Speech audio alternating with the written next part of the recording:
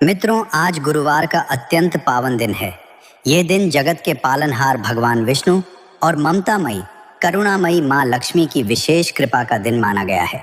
शास्त्रों में वर्णित है कि जो मनुष्य आज के दिन शांत मन और सच्ची श्रद्धा से भगवान विष्णु और माता लक्ष्मी की इस पावन कथा को सुन लेता है, उसके जीवन के समस्त कष्ट, दरिद्रता, मानसिक चिंताएं और मार्ग में आने वाली बाधाएं स्वतः ही समाप्त होने लगती हैं।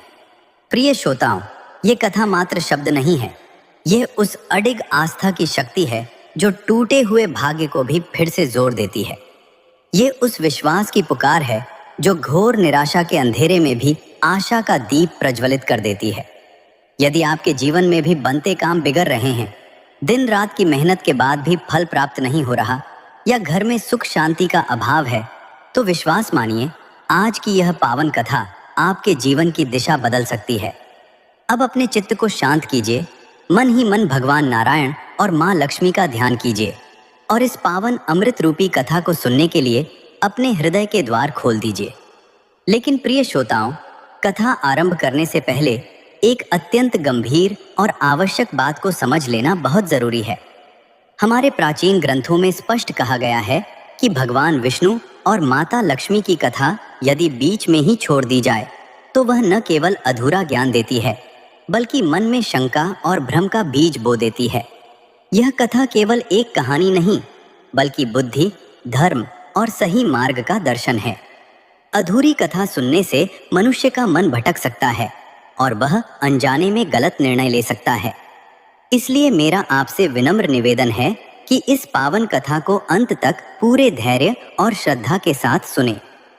हो सकता है कि इस कथा का कोई एक प्रसंग, कोई एक वाक्य आपके सोते हुए भाग्य को जगा दे। और यदि आप स्वयं को एक सच्चा सनातनी मानते हैं, तो इस दिव्य शिक्षा को केवल अपने तक सीमित न रखें, इसे अधिक से अधिक लोगों तक पहुंचाएं। वीडियो को लाइक करें और हमारे चैनल पीएम एम्पायर को सब्सक्राइब अवश्य करें, ताकि प्रभु की कृपा आप पर सदा बनी रहे।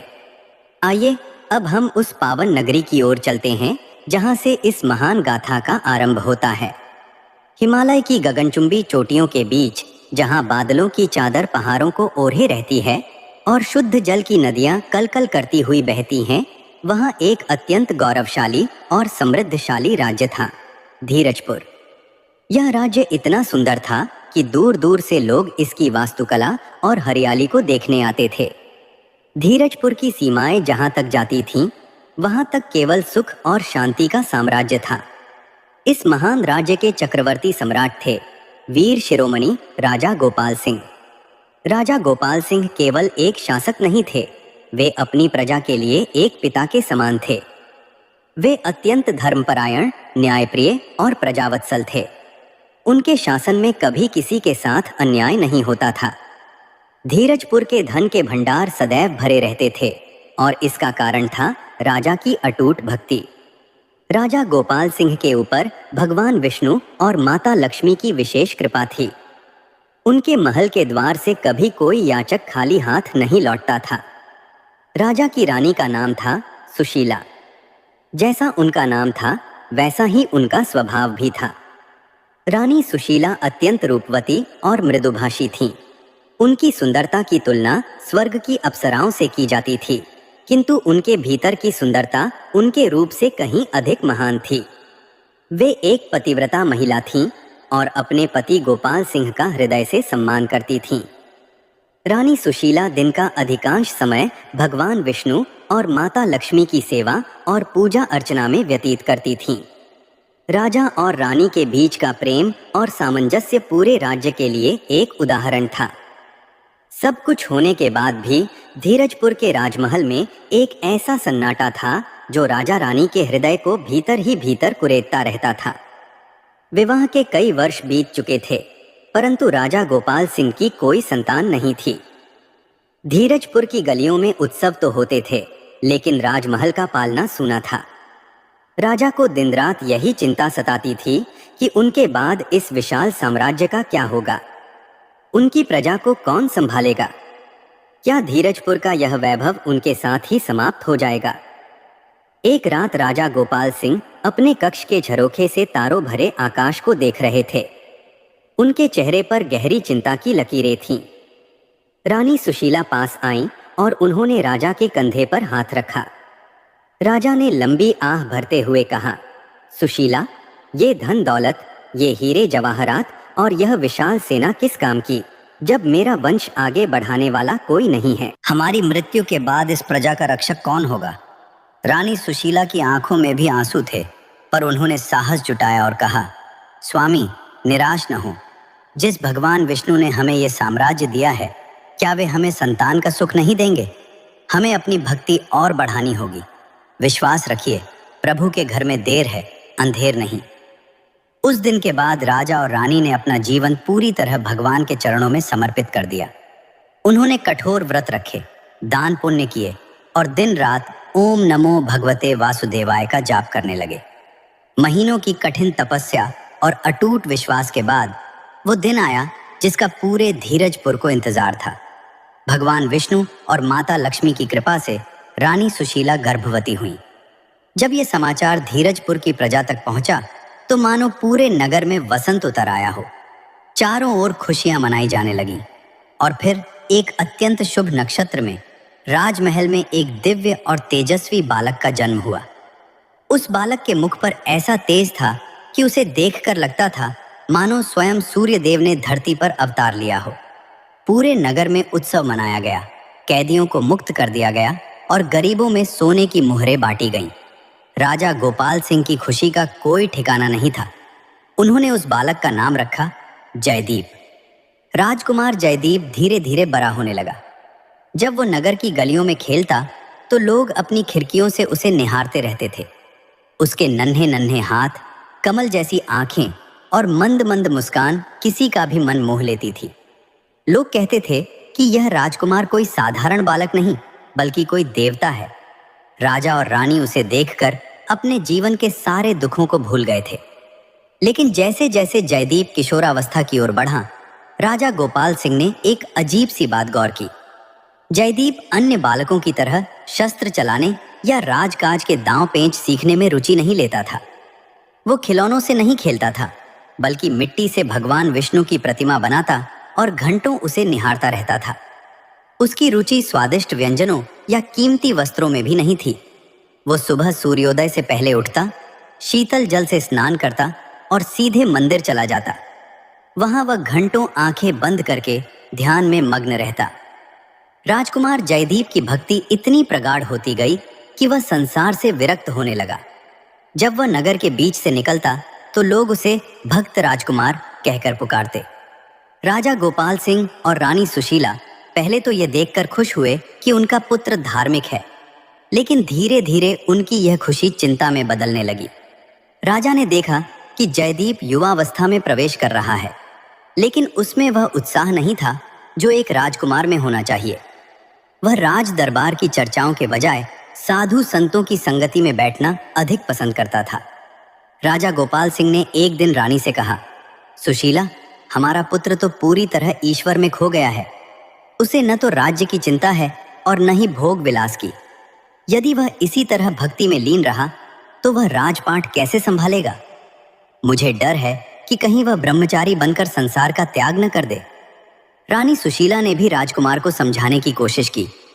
पुत्र जयदीप, भक्ति करना अच्छी बात है, पर तुम एक राजकुमार हो। तुम्हारे ऊपर इस प्रजा का भविष्य टिका है। तुम्हें विवाह करना चाहिए, अपना संसार बसाना चाहिए। जयदीप ने बहुत ही शांत स्वर में उत्तर दिया, माता, इस संसार की मोह माया क्षणभंगुर है।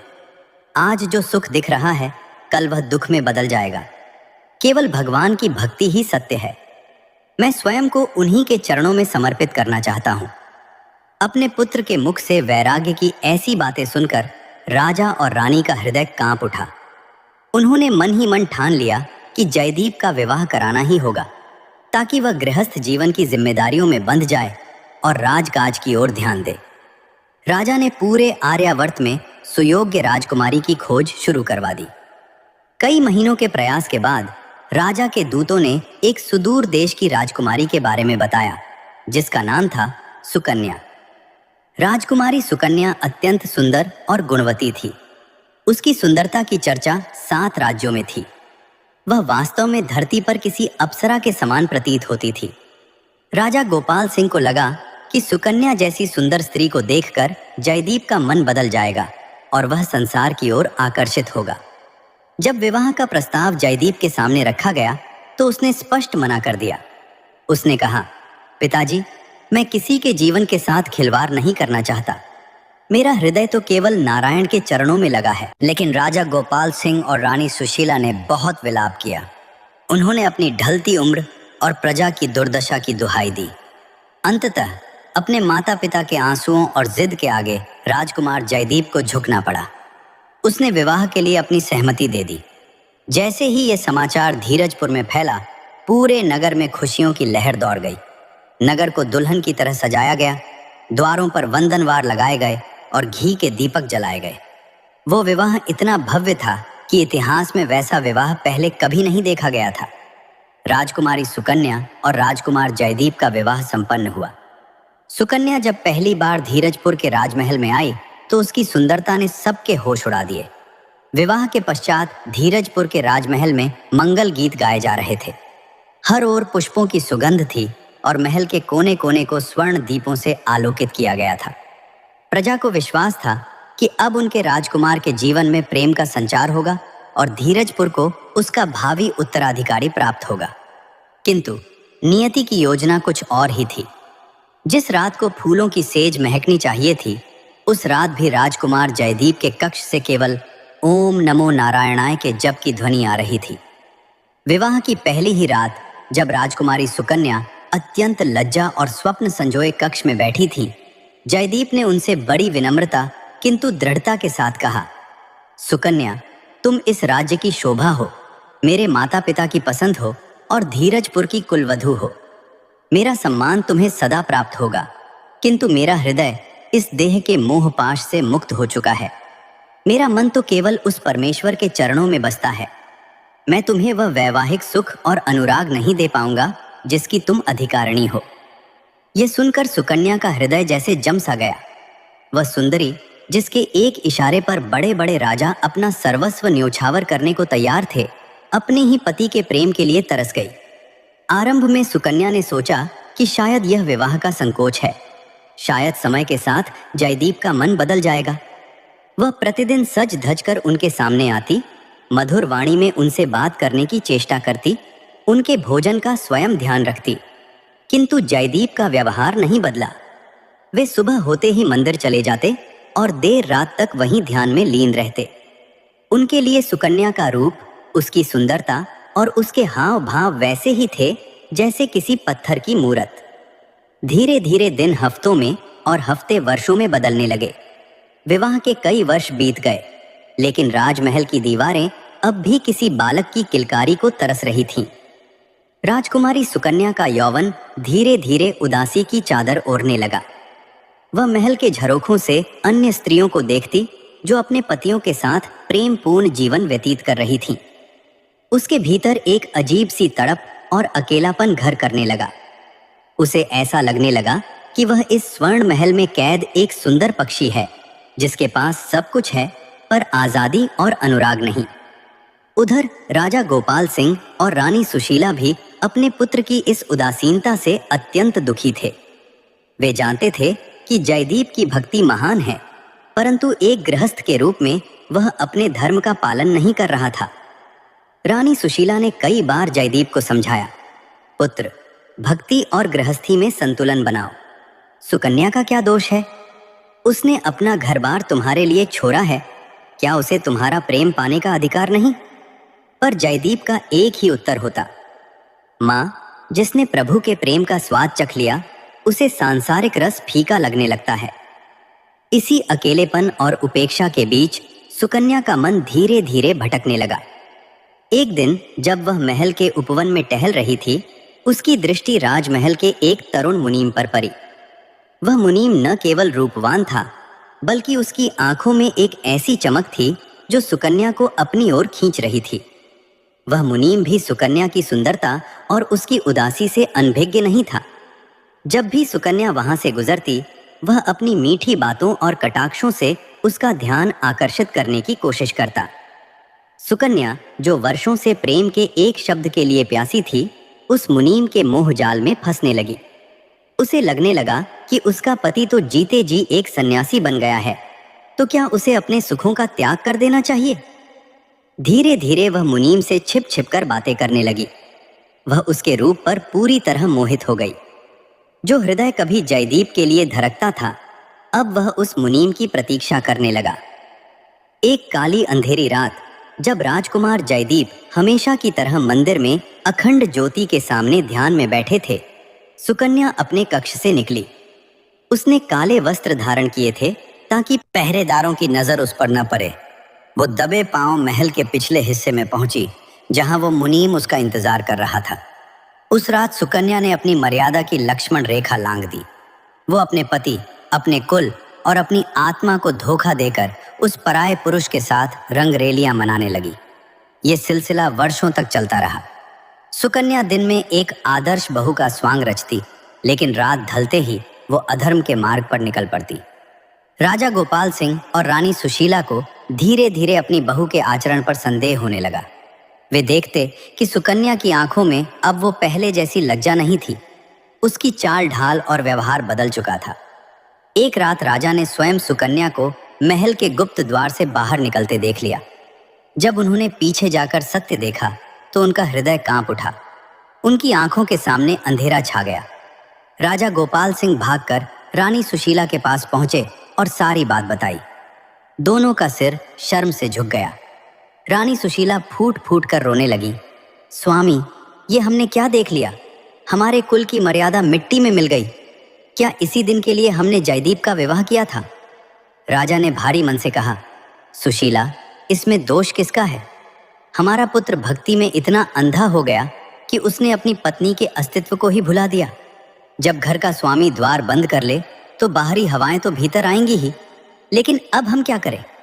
यदि हमने यह बात सार्वजनिक की तो धीरजपुर की बदनामी होगी, और जयदीप, वो तो अपनी ही दुनिया में खोया है। दोष और ग्लानि के कारण राजा रानी ने चुप्पी साध ली। उन्होंने अपनी बहू को कुछ नहीं कहा, लेकिन उनके हृदय पर जैसे पत्थर रख दिया गया हो।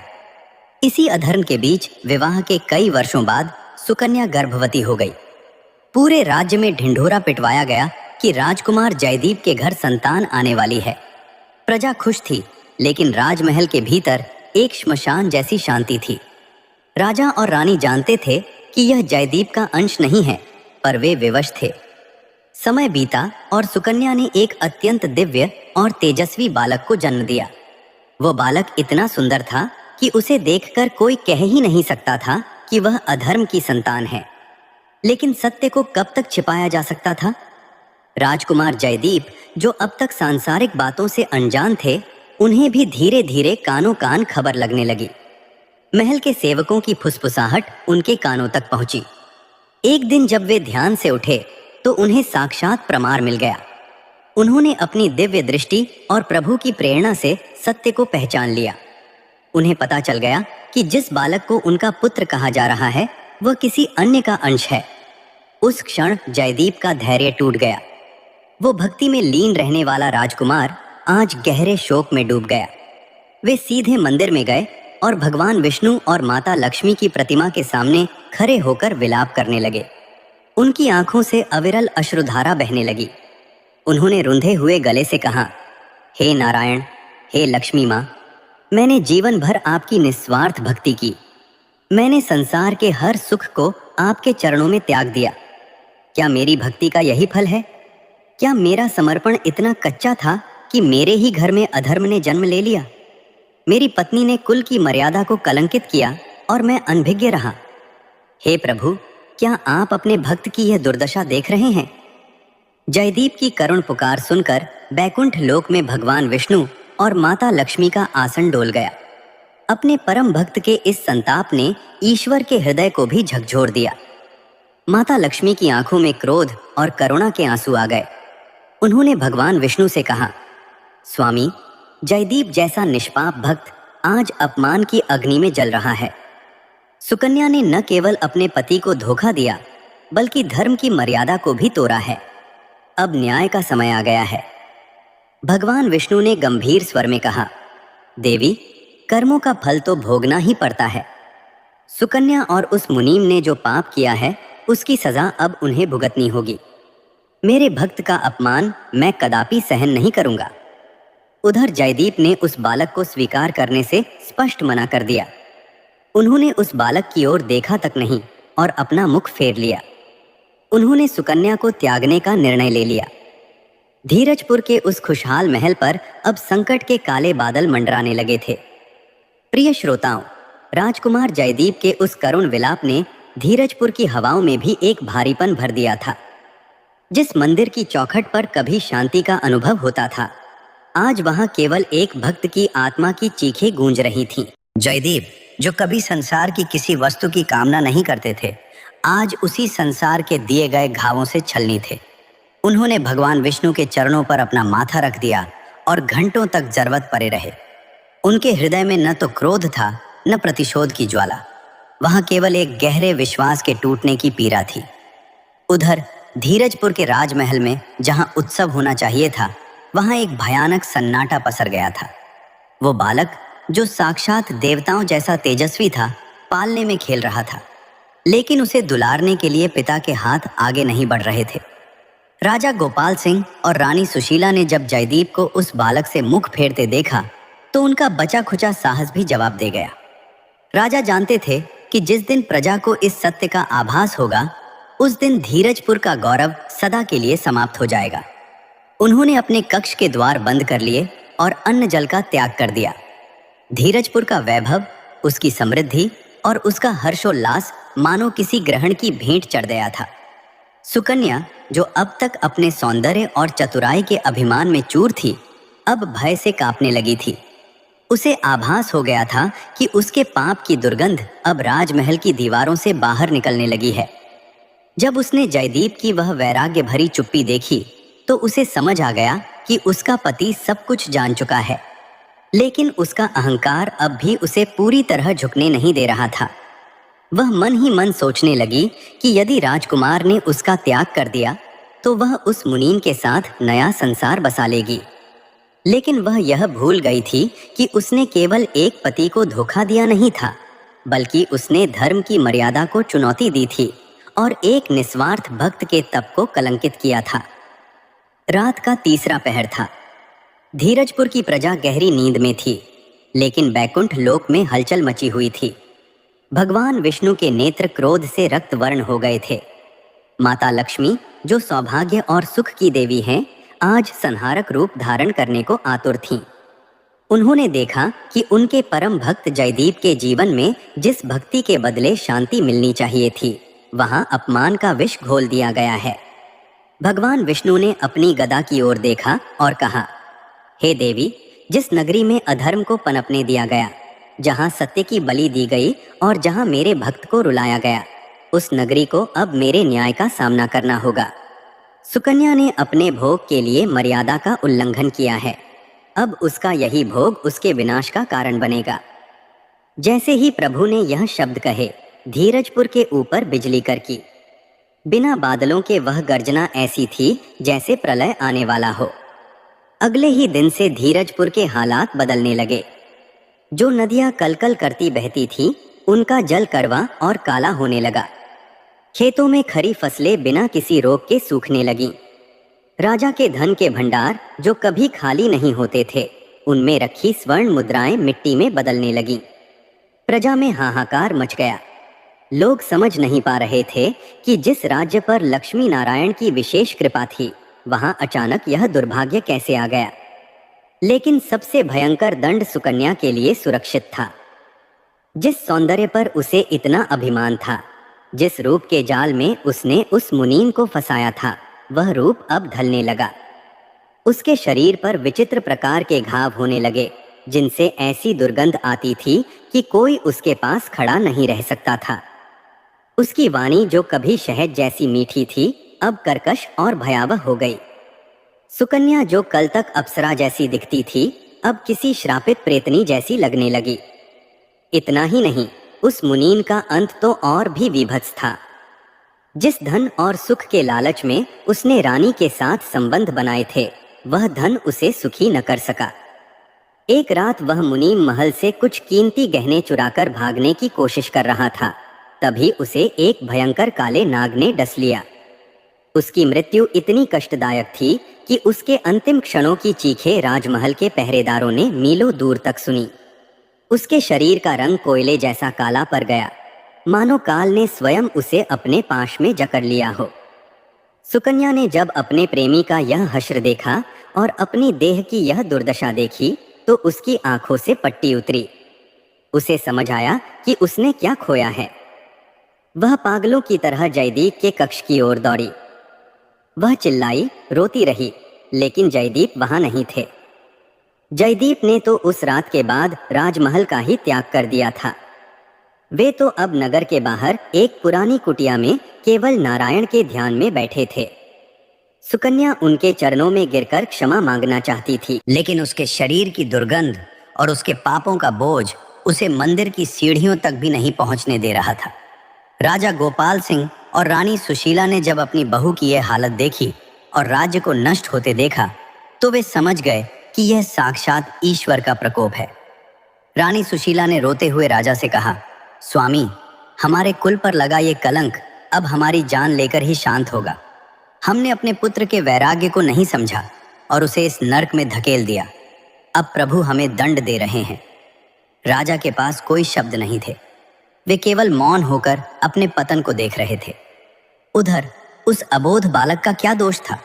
वो बालक जिसे जयदीप ने अपना मानने से इनकार कर दिया था, वो अब राजमहल में उपेक्षित पड़ा रहता था।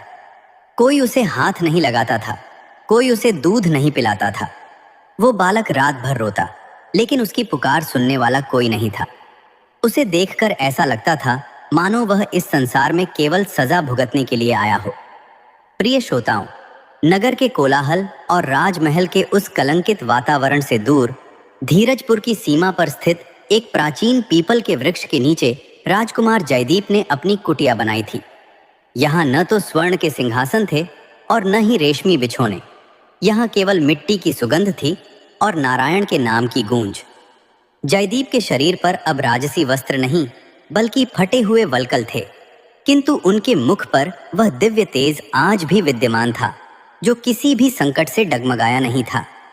वे दिन रात अपनी आंखों को मूंद कर भगवान विष्णु और माता लक्ष्मी के स्वरूप का ध्यान करते थे। उनकी समाधि इतनी गहरी थी कि कभी कभी तो पक्षी भी उनके कंधों पर आकर बैठ जाते थे, मानो वे कोई मनुष्य नहीं बल्कि स्वयं शांति का एक पुंज हो। किंतु जयदीप के हृदय के एक कोने में आज भी वह टीस बाकी थी। वे सोचते थे कि प्रभु, मेरी भक्ति में ऐसी क्या कमी रह गई जो मुझे यह दिन देखना पड़ा? क्या मेरी श्रद्धा इतनी कमजोर थी कि मैं अपने ही घर में हो रहे अधर्म को नहीं पहचान सका?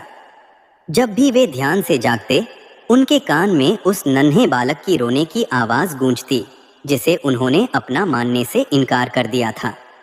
वे जानते थे कि वह बालक उनका अंश नहीं है, किंतु एक भक्त का हृदय करुणा से भरा होता है। वे स्वयं से लड़ रहे थे। एक ओर न्याय का सिद्धांत था और दूसरी ओर एक अबोध जीव के प्रति दया। उधर धीरजपुर के राजमहल में नर्क उतर आया था।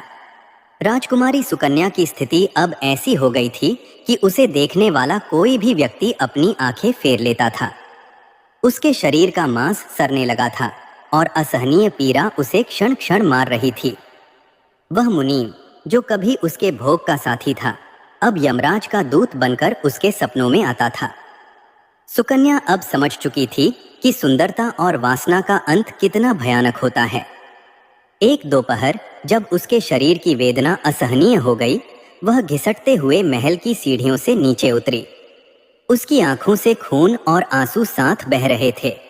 वह चिल्लाई, हे नारायण, मुझे मृत्यु दे दो, यह पीड़ा मुझसे सही नहीं जाती।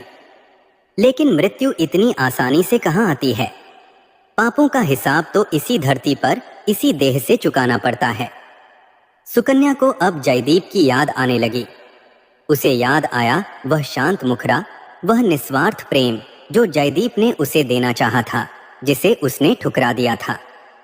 वह पागलों की तरह जंगल की ओर बढ़ने लगी। उसके पैरों में छाले पड़ गए, कांटे चुभ गए, पर वह रुकने का नाम नहीं ले रही थी। वह जयदीप के चरणों में गिरकर केवल एक बार क्षमा शब्द कहना चाहती थी। उसे विश्वास था कि यदि संसार में कोई उसे इस नर्क से निकाल सकता है तो वह केवल उसका पति और उसकी भक्ति ही है। जब सुकन्या जयदीप की कुटिया के पास पहुंची तो वहां का दृश्य देखकर वह स्तंभित रह गई। जयदीप ध्यान में बैठे थे और उनके चारों ओर एक अलौकिक श्वेत प्रकाश छाया हुआ था। सुकन्या ने जैसे ही कुटिया की दहलीज पर कदम रखना चाहा, उसे एक जोरदार झटका लगा। उसके पापों का बोझ इतना भारी था कि वह उस पवित्र स्थान की पवित्रता को सहन नहीं कर पा रही थी। वह दूर से ही चिल्लाई, स्वामी, हे आर्यपुत्र, मुझे क्षमा कर दीजिए। मैंने आपको धोखा दिया। मैंने इस कुल की मर्यादा को मिट्टी में मिलाया, पर अब मैं मर रही हूँ। मुझे इस पीड़ा से मुक्त कर दीजिए। जयदीप ने अपनी आंखें खोली। उनकी दृष्टि जैसे ही सुकन्या पर पड़ी, उनके हृदय में घृणा नहीं बल्कि अपार करुणा उमड़ पड़ी। उन्होंने देखा कि जिस स्त्री को उन्होंने कभी अपनी अर्धांगिनी माना था, वह आज एक जीवित लाश बन चुकी है। जयदीप के मुख से एक शब्द नहीं निकला। उनकी आंखों से केवल आंसू बहने लगे। उन्होंने मन ही मन भगवान विष्णु से कहा, हे प्रभु, ये क्या लीला है आपकी। अपराधी को दंड मिलना चाहिए, ये न्याय है, किंतु यह दृश्य एक भक्त के हृदय को छलनी कर रहा है। क्या इसका कोई प्रायश्चित नहीं है? तभी वहां एक अद्भुत चमत्कार हुआ। आकाश से एक दिव्य ध्वनि गूंजी, मानो स्वयं भगवान नारायण बोल रहे हों। वो आवाज इतनी गंभीर थी कि पूरा वन कांप उठा। उस आवाज ने कहा, जयदीप, कर्मों का विधान अटल है। सुकन्या ने जो बोया है वही वह काट रही है, किंतु एक भक्त की करुणा में वो शक्ति है जो पापी के भाग्य को भी बदल सकती है। यदि तुम वास्तव में इसे क्षमा करना चाहते हो तो तुम्हें अपनी वर्षों की तपस्या का आधा पुण्य इसे दान करना होगा। क्या तुम तैयार हो अपनी उस भक्ति का त्याग करने के लिए जिसे तुमने रातों को जाग कर और सुखों को त्याग कर अर्जित किया है? यह सुनकर जयदीप एक क्षण के लिए मौन हो गए। अपनी तपस्या का फल दान करना कोई छोटी बात नहीं थी। ये उनकी पूरी जिंदगी की कमाई थी। सुकन्या भी ये सुनकर हतप्रभ रह गई। वो रोते हुए बोली, नहीं स्वामी, मेरे जैसे पापिन के लिए अपनी तपस्या व्यर्थ न करें। मुझे अपने कर्मों का फल भोगने दें। किंतु जयदीप ने अपना निर्णय ले लिया था। उन्होंने एक लोटे में जल लिया और भगवान विष्णु का स्मरण करते हुए कहा, प्रभु, यदि मैंने सच्चे मन से आपकी भक्ति की है, यदि मेरा प्रेम निस्वार्थ है, तो मैं अपनी तपस्या का आधा भाग सुकन्या के पापों के प्रायश्चित के लिए समर्पित करता हूँ। उसे इस शारीरिक और मानसिक नरक से मुक्ति मिले। जैसे ही जयदीप ने वह जल सुकन्या की ओर छिड़का, एक चमत्कारिक घटना घटी। सुकन्या के शरीर के घाव पल भर में भरने लगे। उसकी देह की दुर्गंध सुगंध में बदल गई। उसका चेहरा फिर से चमक उठा, किंतु इस बार उस पर वासना का गर्व नहीं बल्कि भक्ति की विनम्रता थी। सुकन्या पूरी तरह स्वस्थ हो गई, पर उसकी आत्मा अब बदल चुकी थी। वह जयदीप के चरणों में गिर परी और फूट फूट कर रोने लगी। प्रिय श्रोताओं, जयदीप के उस महान त्याग ने न केवल सुकन्या के शरीर को स्वस्थ किया, बल्कि उस वन की वायु में भी एक ऐसी पवित्रता भर दी कि वहां के हिंसक पशु भी अपनी क्रूरता भूलकर शांत हो गए। सुकन्या, जो कभी अपने रूप के अहंकार में मदहोश रहा करती थी, अब फटे हुए वस्त्रों और बिखरे हुए बालों के साथ जयदीप की कुटिया के बाहर की धूल में बैठी रहती थी। वह अब रानी नहीं थी, वह अब एक दासी भी नहीं थी। वह तो केवल पश्चाताप की एक मूर्ति बन गई थी। वह दिन रात भगवान विष्णु और माता लक्ष्मी से अपने किए की क्षमा मांगती और जयदीप की कुटिया की सफाई करती, उनके लिए वन से फल चुनकर लाती। पर उसकी इतनी हिम्मत नहीं थी कि वह जयदीप के सामने जाकर खड़ी हो सके। उधर धीरजपुर के राजमहल में स्थिति और भी भयावह हो गई थी। राजा गोपाल सिंह और रानी सुशीला अब बिस्तर से उठने लायक भी नहीं रहे थे।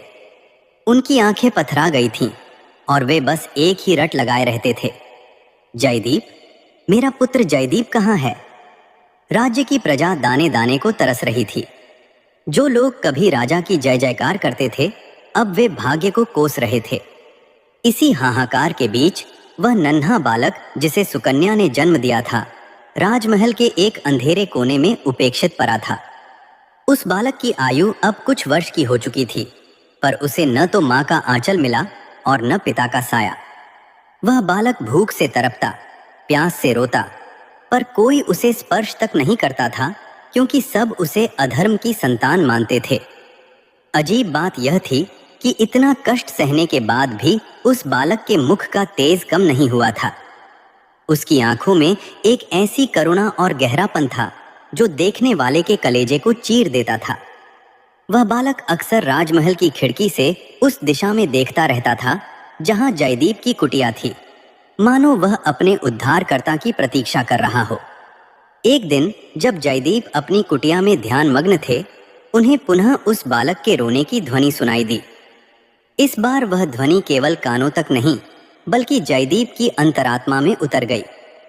जयदीप ने सोचा, हे नारायण, मैंने सुकन्या को क्षमा किया, मैंने अपनी तपस्या दान की, पर क्या मेरा कर्तव्य यहीं समाप्त हो गया?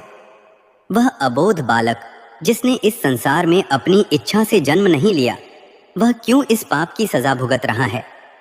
क्या वह सचमुच मेरा पुत्र नहीं है, इसलिए मैं उसे तड़पने के लिए छोड़ दूं? क्या एक भक्त की करुणा केवल अपनों तक सीमित रहनी चाहिए? जयदीप के मन में द्वंद्व छिड़ गया। एक ओर उनकी मर्यादा थी, समाज का भय था और सत्य का कड़वा अनुभव था। दूसरी ओर भगवान विष्णु की वो शिक्षा थी जिसमें कहा गया है कि हर जीव में ईश्वर का वास होता है। जयदीप ने आंखें खोली और खड़े हो गए। उन्होंने अपनी कुटिया से बाहर कदम रखा। सुकन्या जो बाहर बैठी माला जप रही थी, जयदीप को बाहर आता देख चौंक गई। वो उनके चरणों में गिर पड़ी।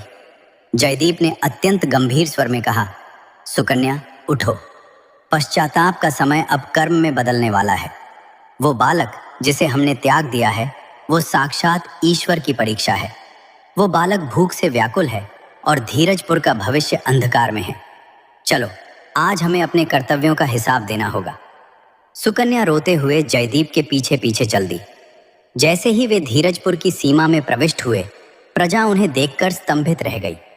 फटे हुए वस्त्रों में, नंगे पांव, राजकुमार जयदीप और उनके पीछे अपनी सुंदरता खो चुकी सुकन्या को देखकर लोगों की आंखों में आंसू आ गए। जयदीप सीधे राजमहल के उस कक्ष में पहुंचे जहां वो बालक पड़ा था। बालक भूख और कमजोरी से बेसुध पड़ा था। उसकी सांसें धीमी चल रही थीं। जयदीप ने जैसे ही उस बालक को अपनी गोद में उठाया, पूरे राजमहल में एक अलौकिक सुगंध फैल गई। वो सुगंध किसी इत्र की नहीं थी, वो तो शुद्धता और पवित्रता की महक थी। जयदीप ने अपनी आंखों से बहते आंसुओं के साथ उस बालक के मस्तक को चूमा और बोले, हे बालक, भले ही तेरा जन्म संसार की दृष्टि में कलंकित हो, पर आज से तू मेरा पुत्र है। मैं तुझे अपना नाम देता हूँ, मैं तुझे अपना प्रेम देता हूँ। जैसे ही जयदीप ने ये शब्द कहे, एक आकाशवाणी हुई जो पूरे धीरजपुर में गूंजी। वो स्वयं माता लक्ष्मी की वाणी थी। माता ने कहा, जयदीप, आज तूने अपनी भक्ति की अंतिम और सबसे कठिन परीक्षा उत्तीर्ण कर ली है।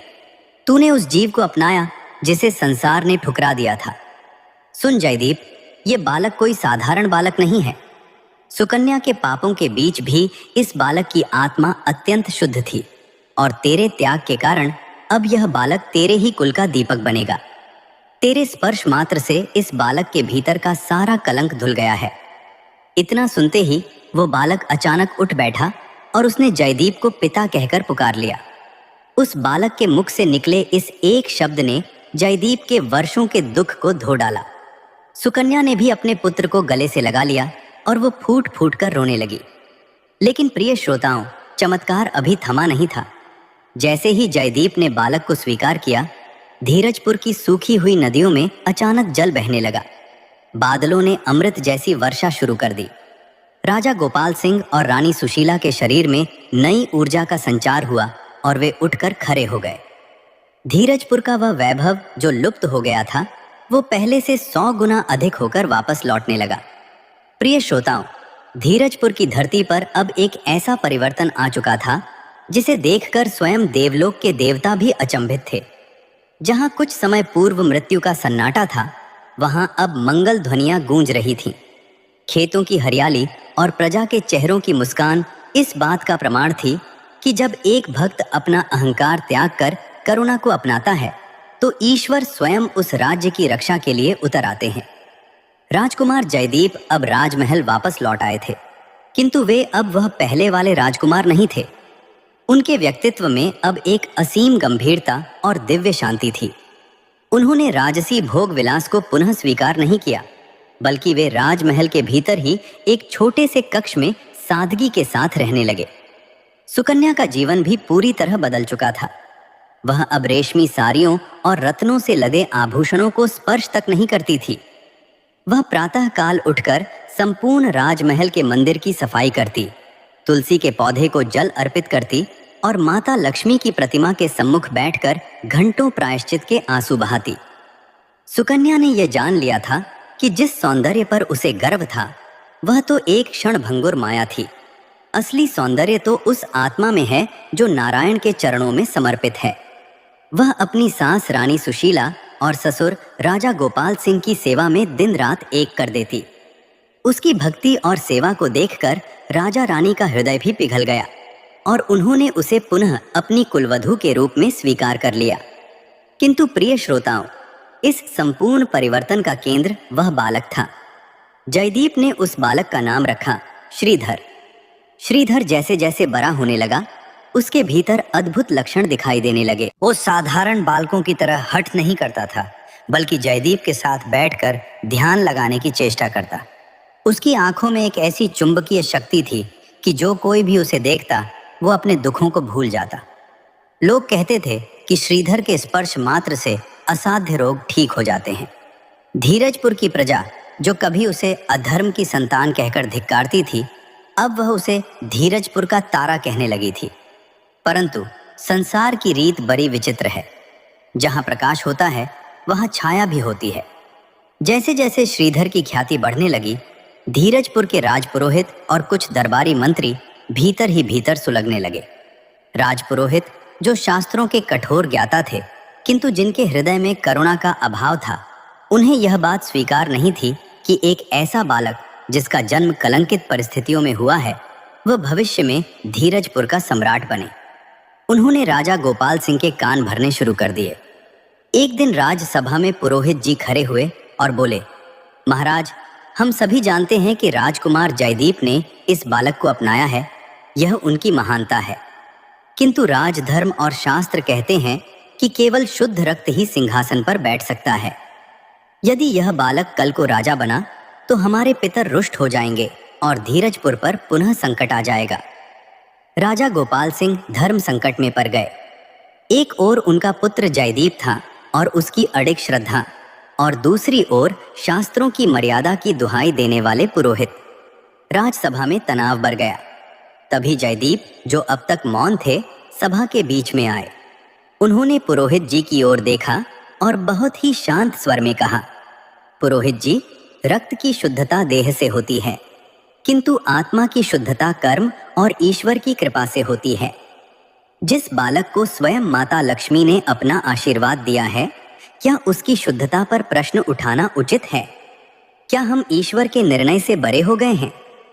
पुरोहित जी ने कुटिलता से कहा, राजकुमार, यदि इस बालक में ईश्वरीय अंश है तो इसे प्रमाणित करना होगा। शास्त्रों के अनुसार यदि यह बालक धीरजपुर की प्राचीन अग्नि परीक्षा से सुरक्षित बाहर निकल आता है तो हम इसे अपना भावी राजा स्वीकार कर लेंगे, अन्यथा इसे और इसकी माता सुकन्या को इस राज्य का त्याग करना होगा। यह सुनते ही रानी सुशीला और सुकन्या के पैरों तले जमीन खिसक गई। सुकन्या चीख उठी, नहीं, मेरे बालक का क्या दोष है? उसने तो अभी संसार को देखा भी नहीं है। मुझे जो दंड देना है दीजिए, पर मेरे पुत्र को इस अग्नि में न झोंकिए। सभा में हाहाकार मच गया। राजा गोपाल सिंह का मस्तक झुक गया। वे जानते थे कि यह परीक्षा असंभव है, किंतु नन्हा श्रीधर, जो केवल कुछ ही वर्ष का था, दौड़कर जयदीप के पास आया और उनका हाथ पकड़कर बोला, पिताजी, आप चिंता न करें। जिसने मुझे जीवन दिया है वही मेरी रक्षा भी करेगा। मैं इस परीक्षा के लिए तैयार हूं। बालक की वाणी में वह ओज था जिसने पूरी सभा को निस्तब्ध कर दिया। जयदीप ने अपनी आंखें बंद की और भगवान विष्णु का ध्यान किया। उन्हें भीतर से एक संकेत मिला। उन्होंने पुरोहित की शर्त स्वीकार कर ली। पूरे धीरजपुर में यह खबर आग की तरह फैल गई। प्रजा दुखी थी, लोग रो रहे थे। जिस बालक ने अपनी मुस्कान से सबका मन जीता था, उसे आज अग्नि की लपटों के हवाले किया जाने वाला था। अगले दिन नगर के मुख्य चौक पर एक विशाल चिता सजाई गई। धधकती हुई लकड़ियां और उठती हुई भीषण लपटें साक्षात काल का रूप लग रही थीं। सुकन्या का विलाप सुनकर पत्थर भी पसीज रहे थे, किंतु पुरोहित अपने निर्णय पर अडिग थे। जयदीप ने श्रीधर को अपनी गोद में लिया और अंतिम बार उसे चूमकर अग्नि के समीप ले गए। जैसे ही जयदीप ने श्रीधर को उस धधकती अग्नि के बीच बैठाया, एक ऐसा चमत्कार हुआ जिसे देखकर सबकी सांसें थम गईं। जैसे ही बालक के कोमल शरीर ने अग्नि को छुआ, वह भीषण लपटें अचानक शीतल हो गईं। जहां आग की लपटें उठनी चाहिए थीं, वहां से कमल के फूल बरसने लगे। वह अग्नि एक सुंदर शीतल उपवन में बदल गई। श्रीधर उस अग्नि के बीच ऐसे बैठा था मानो वह फूलों की सेज पर आराम कर रहा हो। उसके शरीर का एक रोम भी नहीं झुलसा, बल्कि उसका तेज और भी बढ़ गया। तभी आकाश से पुष्पों की वर्षा होने लगी और शंखों की दिव्य ध्वनि गूंज उठी। भगवान विष्णु और माता लक्ष्मी की गरुड़ पर सवार एक विशाल छवि आकाश में दिखाई दी। पूरी प्रजा दंडवत हो गई। पुरोहित का अहंकार मिट्टी में मिल गया और वे श्रीधर के चरणों में गिर पड़े। माता लक्ष्मी की वाणी गूंजी, मूर्ख मानवो, जिस बालक को भक्ति ने सींचा हो और जिसे स्वयं प्रभु ने अपनी गोद में स्थान दिया हो, उसे संसार की कोई अग्नि जला नहीं सकती। आज से धीरजपुर का भाग्य इस बालक के हाथों में सुरक्षित है।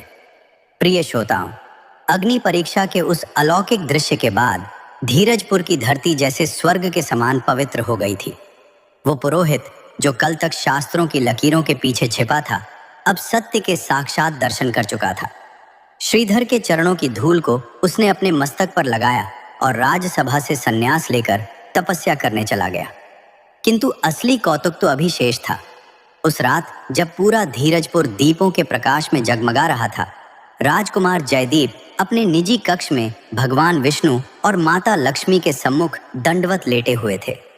उनके मन में शांति तो थी, परंतु एक अंतिम जिज्ञासा रह रहकर उठ रही थी।